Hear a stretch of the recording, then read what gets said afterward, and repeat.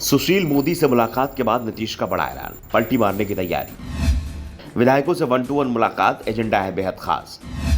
RJD के करीबी ललन सिंह के विदेश जाते ही नीतीश ने बदली रणनीति। 2024 में सियासी हवा किस ओर बह रही है, इसे भांपने की तैयारी हो रही है। राजनीतिक दल खेमेबाजी में जुटे हुए हैं, खेमे तैयार हो रहे हैं। एक और एनडीए है जिसके विस्तार की कोशिश हो रही है। बीजेपी के निशाने पर TDP, Akali Dal, AIADMK, JDS, LJPR जैसी पार्टियां हैं तो दूसरी ओर बीजेपी के खिलाफ राजनीति करते हुए दल एकजुट हो रहे हैं, कोशिश कर रहे हैं कि बीजेपी के खिलाफ संयुक्त उम्मीदवार मैदान में उतारा जाए। लेकिन इस बीच नीतीश कुमार को लेकर संशय बढ़ता जा रहा है। कहने को तो विपक्षी एकता में सबसे आगे दिखाई दे रहे हैं, लेकिन जिस तरह से बीजेपी के नेताओं के संग मुलाकात कर रहे हैं उससे उनकी पलटी मार राजनीति की याद आ रही है। विपक्षी दलों को डर लग रहा है कहीं नीतीश कुमार फिर तो नहीं पलट जाएंगे। नीतीश कुमार ने हाल ही में राजभवन में बीजेपी सांसद सुशील मोदी से मुलाकात की। सुशील मोदी को बीजेपी में नीतीश कुमार खास आदमी माना जाता है। नीतीश कुमार बीजेपी से जब भी दूर हुए हैं तो उन्हें करीब लाने की जिम्मेदारी सुशील मोदी ने उठाई है। अलग अलग गठबंधन होने के बावजूद कभी भी दोनों एक दूसरे पर निजी तौर पर निशाना नहीं साधते हैं और खासतौर पर नीतीश कुमार तो सुशील मोदी के खिलाफ कुछ भी कहने से बचते ही रहे हैं। अभी कुछ दिनों पहले तक नीतीश कुमार के तेवर बीजेपी को लेकर बेहद गर्म थे।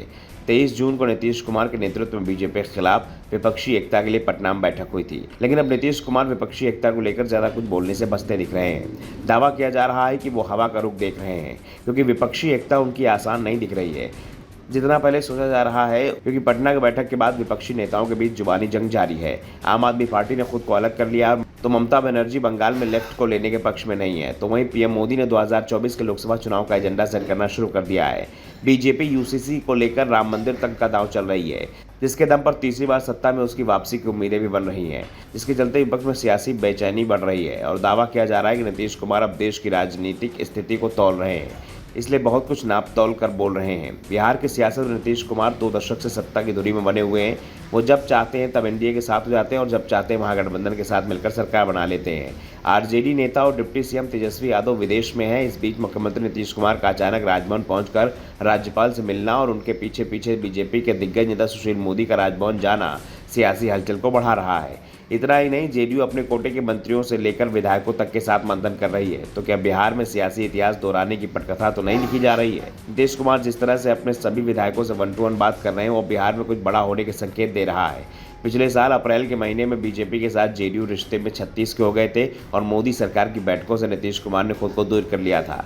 अगस्त आते आते नीतीश कुमार ने एनडीए से अलग होकर महागठबंधन के साथ सरकार बना ली, लेकिन अचानक बिहार की राजनीति में एक बार फिर से उसी तर्ज पर नीतीश कुमार की सियासत देखी जा रही है।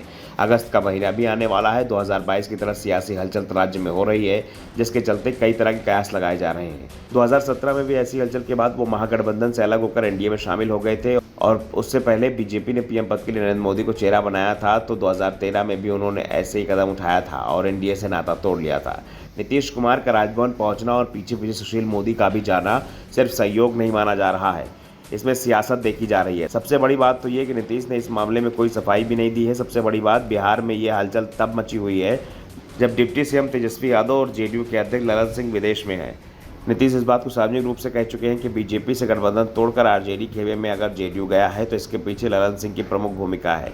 और अब ललन सिंह के विदेश दौरे के बीच नीतीश क्या नया खेल खेल रहे हैं, वैसे कई विशेषज्ञ इसे कांग्रेस और आरजेडी पर दबाव बनाने की रणनीति भी मान रहे हैं। Bureau report, the such India.